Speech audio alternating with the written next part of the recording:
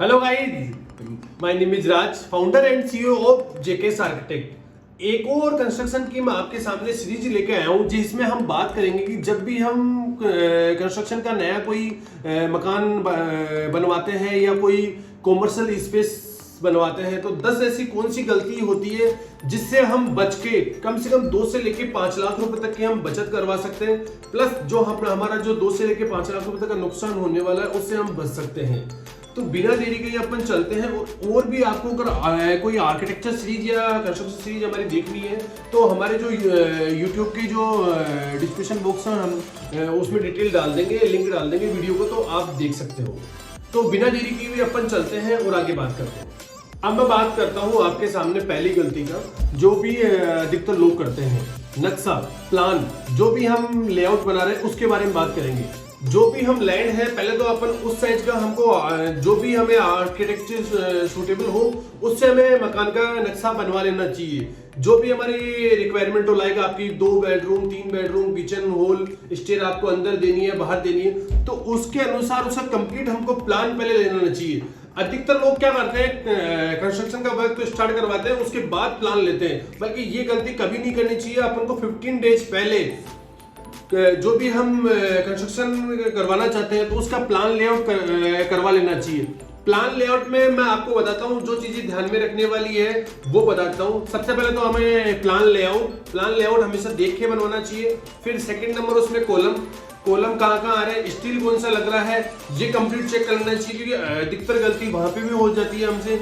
क्योंकि अगर column layout या कॉलम प्लान वगैरह सही तरीके से नहीं है तो कॉन्ट्रैक्टर अधिकतर गलत कॉलम डाल देते हैं, तो उसमें दिक्कत रहती है। फिर देन बात करता हूँ सैनिटरी की, इलेक्ट्रिकल की और शटरिंग की और रूफ स्ट्रक्चर की, बाहर के एलिवेशन। ये इंपॉर्टेंट ड्राइंग तो आपको लेनी चाहिए किसी भी आर्किटेक्ट से जब भी वर्क करवाते हैं अपन। सेकंड दूसरे नंबर की जो गलती है अधिकतर लोग करते हैं, बात करते हैं लेबर कॉन्ट्रैक्ट की। जो भी हमने लेबर कॉन्ट्रैक्ट को दिया है, जो भी उसका एग्रीमेंट है, सबसे पहले तो उसको अच्छी तरह हमको पढ़ लेना चाहिए कि वो क्या क्या कार्य कर देगा। एंड अगर अपन लेबर कॉन्ट्रैक्ट से अच्छी तरह बात नहीं करते, अच्छी तरह एग्रीमेंट नहीं करते, उसके प्रीवियस वर्क जो उसने पहले कंप्लीट काम किया है, कम से कम अपन को 5 साइट विजिट उसकी करनी चाहिए। वहां पे जो कस्टमर होते हैं उनसे बातचीत करनी चाहिए, भाई इसकी क्या कमी रहती है, इसके काम में क्या कमी है, क्या खूबी है, वो चीजें बात करनी चाहिए। प्लस जो एग्रीमेंट हमने लेबर कॉन्ट्रैक्ट से करवाया है उसकी हमें डिटेल अच्छी तरह होनी चाहिए, भाई ये क्या काम तो करके देगा और क्या काम नहीं करके देगा। तो इन बातों को हमें ध्यान रखना चाहिए। तो लेबर कॉन्ट्रैक्ट का आज हमने बात किया। दूसरी चीज, अगर आपको और भी लेबर कॉन्ट्रैक्ट के बारे में ज्यादा जानना है तो हमारे डिस्क्रिप्शन बॉक्स में आप जाके देख सकते हो, हमने लिंक दिया हुआ है, तो वहां पूरी डिटेल दी हुई पूरे एग्रीमेंट से लेके एंड मोड ऑफ पेमेंट तक। तो वो आप पूरा वीडियो देख सकते हो जिसमें आपको पता लगेगा कि लेबर कॉन्ट्रैक्ट देते समय हमको किन किन बातों का और ध्यान में रखना चाहिए। अब मैं बात करने जा रहा हूँ तीसरे नंबर की, जो अधिकतर जो भी मकान बनवाते हैं वो गलती करते हैं। तीसरे नंबर पे क्या करते हैं अपन, मटेरियल की। मटेरियल का अपन को सही चुनाव नहीं होता है। कई बार होता है ईंट वगैरह हमने जहां से चूज करी है वो गलत आ गई, या फिर वो लोकल ईंट है तो वो 2 नंबर की ईंट आ जाती है। तो सबसे पहले अपन को ब्रिक का वर्क चाहिए, जो ब्रिक की जो आएगी जो परचेज करेंगे वो डिटेल पूरी होनी चाहिए। स्टील अपन कौन सा लगा रहे, स्टील कौन सी कंपनी का लगा रहे वो डिटेल पूरी होनी चाहिए, उसको बाइंडिंग वगैरह से किया नहीं किया है, और बजरी हो गई, सीमेंट हो गई, तो ऐसी बहुत सारी चीजें होती है जो हमको पता नहीं रहता और वो गलत मटेरियल आ जाता है। जैसे बजरी अच्छी वाली होती है उसमें दाना वगैरह कैसे चेक करते हैं, उसकी सारी डिटेल चेक करनी चाहिए। 10 जनों से हमको बात करना चाहिए जिससे अपन को पता लग जाएगा भाई मटेरियल में क्या क्या दिक्कतें आती है। तो मटेरियल जब भी परचेज करें, लाए, उसको अच्छी तरह परखें और चेक करें, उसके बाद ही मटेरियल परचेज करें। तो मटेरियल में हमेशा ध्यान रखना चाहिए, क्योंकि अधिकतर जो बिल्डिंग में क्रैक्स वगैरह सीलिंग वगैरह डेवलप होती है वो मटेरियल की वजह से भी ज्यादा होती है, क्योंकि जो फिटिंग वगैरह प्रॉपर नहीं होती। मटेरियल अपन परचेज करते हैं वो लोकल लेके आते हैं तो सीलन की दिक्कत आ जाती है, क्रैक की दिक्कत आ जाती है, बहुत सारी ऐसी प्रॉब्लम आती है। और टाइल्स वगैरह से नहीं लेके आते हैं तो अपन टाइल्स के जॉइंट्स वगैरह से नहीं मिलते हैं। तो ये ध्यान में रखना है, जो भी मटेरियल लेके आ रहे हैं उसको अच्छे से अपन देखें और उसके बाद ही अपने घर में यूज करें।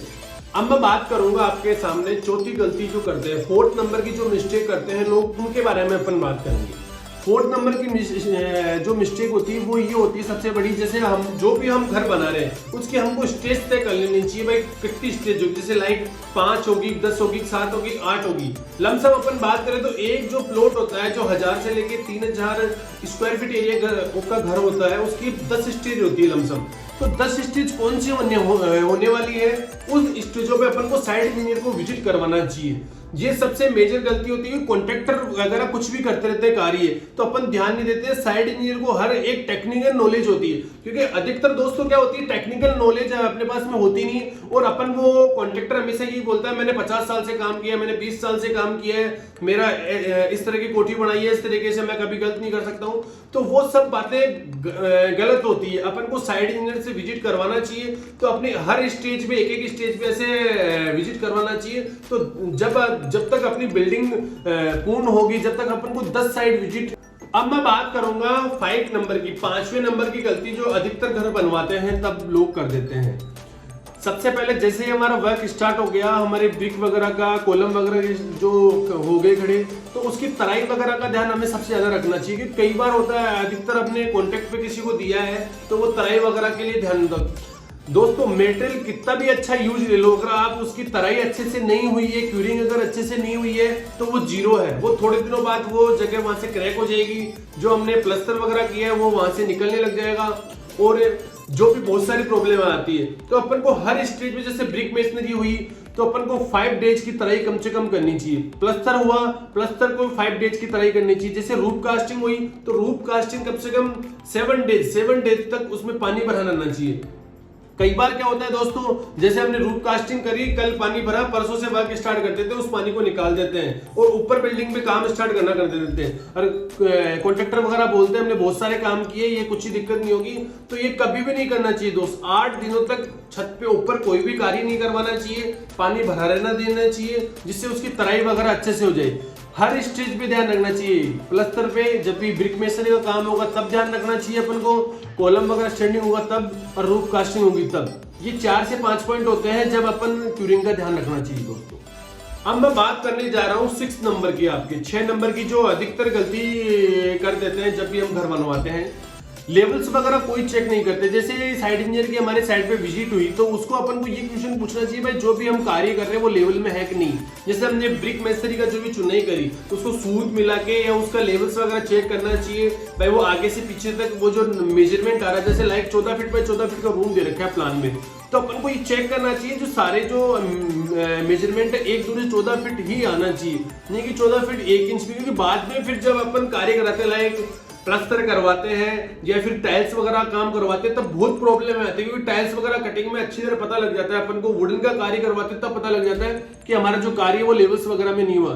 रूफ कास्टिंग होती है तब भी अपन को लेवल्स का ध्यान रखना चाहिए, मेजरमेंट एज टू एज करना चाहिए, और जो भी हमारा काम है वो गुनिया में होना चाहिए। तो मेजरमेंट का, लेवल्स का और गुनिया का ये सब अधिकतर ध्यान में रखना चाहिए अपन को जब भी अपन वर्क करवाते हैं घर का।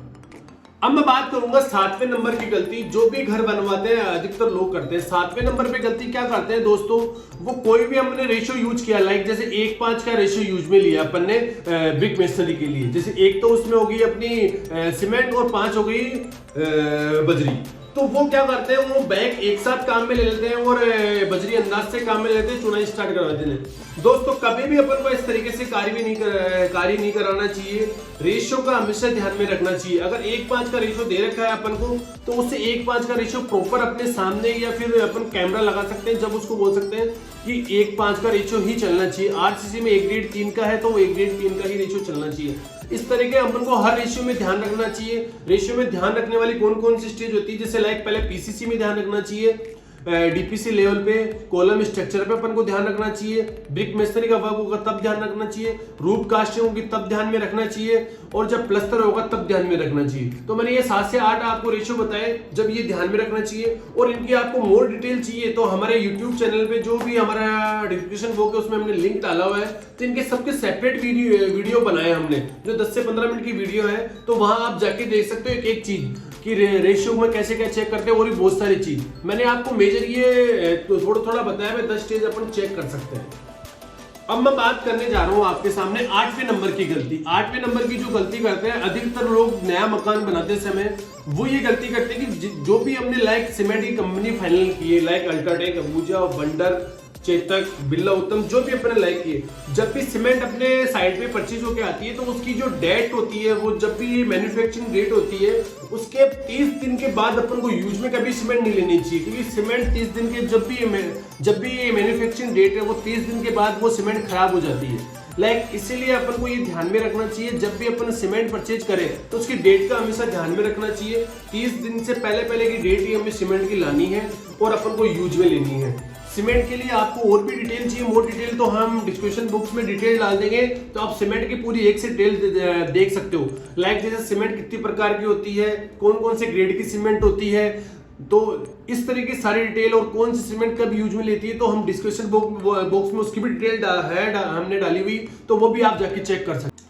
अब मैं बात कर रहा हूँ 9 नंबर की गलती जो भी मकान बनवाते हैं अधिकतर लोग करते हैं, वो करते हैं स्टील के बारे में अगर नॉलेज नहीं है अपन को तो अपन जैसे कॉन्ट्रैक्टर बताता है वैसे कभी भी स्टील नहीं लगवाना चाहिए। अपन को प्रॉपर स्ट्रक्चर इंजीनियर जो हमारा साइड इंजीनियर गाइड कर रहा है उसके अनुसार ही स्टील लगवाना चाहिए। जहां पे 8 mm का स्टील लग रहा हुआ 8 का लगना चाहिए, जहां पे 10 का लग रहा हुआ 10 का लगना चाहिए, जहां पे 12 का लगना चाहिए 12 का लगना चाहिए, 16 का, 20 का, 25 का, उसी प्रकार अपन को स्टील लगवाना चाहिए। अधिकतर कॉन्ट्रैक्टर क्या करते हैं, वो स्टील अपनी मनचाहे जैसे लगवाते हैं और बाद में ये क्या प्रॉब्लम आती है, क्रैक आने के चांसेस रहते हैं, सीलन आने के चांसेस रहते हैं, और भी बहुत सारे जैसे होते हैं साइड पे, वो दिक्कत आ जाती है। तो अपन को जब भी अपन घर बनवाए तो स्ट्रक्चर इंजीनियर को तो खासकर अपन को रखना चाहिए और स्ट्रक्चर की सारी ड्राइंग लेनी चाहिए, जिससे अपन को गलती होने के चांसेस 0 के बराबर हो जाएंगे और अपना घर अच्छा और मजबूत बने। अब मैं बात कर रहा हूं फाइनली जो लास्ट ऑफ गलती अधिकतर लोग करते हैं और 99% मैं आपसे ये वादा करता हूं जो भी घर बनवाते हैं ये गलती तो उनसे होती ही होती है, क्योंकि दोस्तों ये तो जनरली गलती होनी ही है। अब आपको लग रहा है ये गलती कौन सी है, लास्ट है 10वीं नंबर की मैं गलती बताने जा रहा हूं आपको। ये होती है पेमेंट की, मोड ऑफ पेमेंट। अपन जिससे भी काम करवाते हैं, क्योंकि जैसे दोस्तों हम घर बनवाते हैं तब हमारे पास बहुत सारे अप्लायंसेज आती है, लाइक सैनिटरी वाला अलग आता है, लाइट वाला अलग आता है, कॉन्ट्रैक्टर अलग आता है, एसी वाला आता है अलग, पीओपी वाला अलग आता है, पेंट वाला अलग आता है। तो ये क्या होता है, हमने किसी से भी अपन मतलब रिटर्न में तो कुछ लेते नहीं है और उनसे ऐसे ही बोल देते भाई यहाँ लाइक 50,000 में तो हो गया 20,000 में और आप काम स्टार्ट कर दो। तो वो क्या करते हैं, अधिकतर लोग पेमेंट पहले ही ले जाते हैं और उनका काम कंप्लीट नहीं होता। तो दोस्तों अपन को जब भी काम करवाना है, लाइक आपको 5,000 का ही काम क्यों नहीं करवाना किसी से अप्लायंस से, तो आपको रिटर्न में एक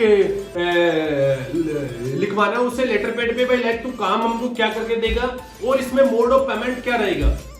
जिससे भी दोस्तों अपन काम करवा रहे हैं लाइक 5,000 रुपए, तो उसका लास्ट में फाइनल 20% अमाउंट तो अपन को रोक के ही चलना ही है। भाई 20% तेरा जो अमाउंट रहेगा फाइनल में मिल जाएगा और देन उससे पहले जो उसका मोड ऑफ पेमेंट लाइक इतना काम करते इतने रुपए इतना काम करते उसका अपन 100% में डिवाइड करना है। जैसे 20% का दे दिया उसको ये काम होते ही, 30 का फिर दे दिया ये काम होते ही, और 30% ये काम होते ही, और 70 जो 20% बचा अपना लास्ट में 20-30% जो बच रहा है वो फाइनल स्टेज पे।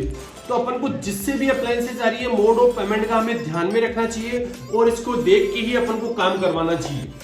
तो दोस्तों आपने देखा ये सीरीज, हमने कंस्ट्रक्शन में जो 10 गलतियां अधिकतर जो नया घर बनवाते तब होती है, तो मैंने आपको एक एक स्टेज में सारी गलतियां बताई। और भी आपको अगर कोई वीडियो आपको देखने हैं इनके रिलेटिव, इनके जो मोर वीडियो, तो हम डिस्क्रिप्शन बॉक्स में इसकी डिटेल डाल दिए हैं, वहां पे आप देख सकते हो जाके। और ऐसे ही आपकी कोई और भी कोई इंक्वायरी हो तो आप कमेंट्स बॉक्स में हमें बता सकते हो, तो जिसके रिलेटिव हम वीडियो बनाए और भी, और आपका ऐसा ही प्यार बनाता रहे और हमें और वीडियो में मोटिवेशन आता है। Thanks for watching this video, please like and share और सब्सक्राइब करके इस चैनल को, बेल आइकन को जरूर प्रेस कीजिए दोस्तों, जिससे आपको जैसे हमारे नए वीडियो आते हैं तो नोटिफिकेशन आ जाएगा। थैंक्स दोस्तों।